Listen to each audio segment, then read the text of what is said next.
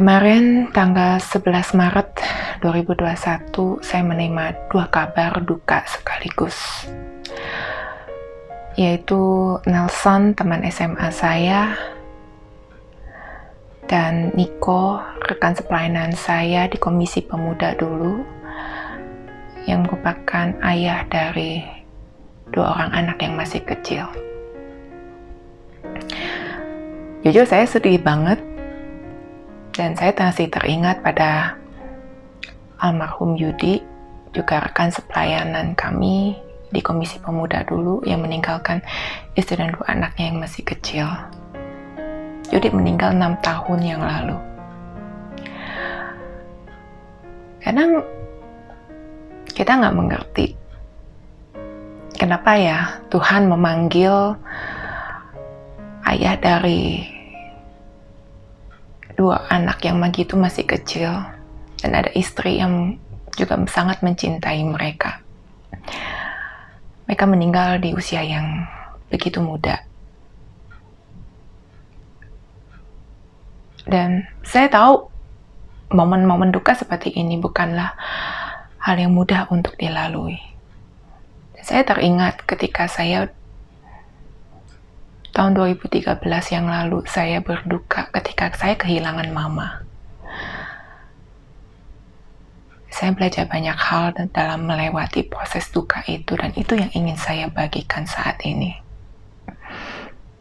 Yang pertama adalah belajar untuk menerima kedaulatan Tuhan, keputusan Tuhan, sekalipun itu bukan hal yang mudah. Bahwa keputusan Tuhan dilakukan dengan hikmat yang tertinggi yang kita tidak mengerti. Tapi aku belajar bahwa itulah yang terbaik. Yang kedua, saya belajar untuk memaafkan diri sendiri untuk hal yang belum saya lakukan untuk almarhum, dan ataupun ada kesalahan yang saya lakukan. Tapi saya belajar juga untuk memfokuskan diri, bersyukur untuk masa-masa yang pernah dilalui bersama dengan almarhum mama saya. Karena ketika kita berduka, pasti akan ada terlintas, kenapa saya dulu nggak begini, kenapa saya dulu nggak begitu. Disitulah kita harus belajar untuk memaafkan dan belajar untuk mensyukuri bahwa Tuhan memberikan seorang mama yang baik dalam kehidupanku, dalam keterbatasannya dia. Yang ketiga, belajar untuk memfokuskan diri pada keluarga yang masih hidup, yang masih ada. Setelah itu saya masih melihat bahwa saya masih memiliki seorang ayah. Dan itu sudah waktunya saya juga untuk lebih memperhatikan papa,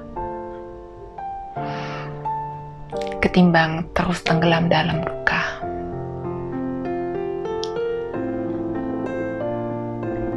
Itu yang bisa saya bagikan buat Evi. Saya berharap engkau kuat, dan pandangan anak-anakmu, mereka membutuhkanmu.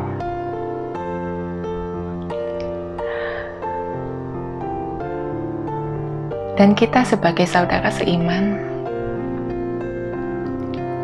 marilah kita berada di sisi teman-teman kita yang sedang berduka, bukan dengan menghakimi, tapi dengan menemani mereka, mendengarkan keluh kesah mereka, mendoakan mereka, dan bersama-sama mengajaknya kembali untuk kembali bersemangat dalam menjalani hidup ini bersama dengan Tuhan. Karena Tuhan itu sendiri pun ikut menangis ketika Maria dan Marta menangis kehilangan Lazarus. Sekalipun Yesus juga tahu bahwa Lazarus akan dibangkitkan. untuk itu, kita sebagai murid-murid Yesus sebaiknya juga melakukan hal yang sama, yaitu ikut menangis bersama dengan mereka yang berduka. Sekalipun kita tahu bahwa di dalam Tuhan,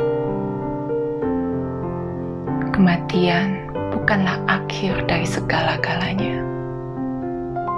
Karena setelah kematian, ada kehidupan kekal di dalam Tuhan.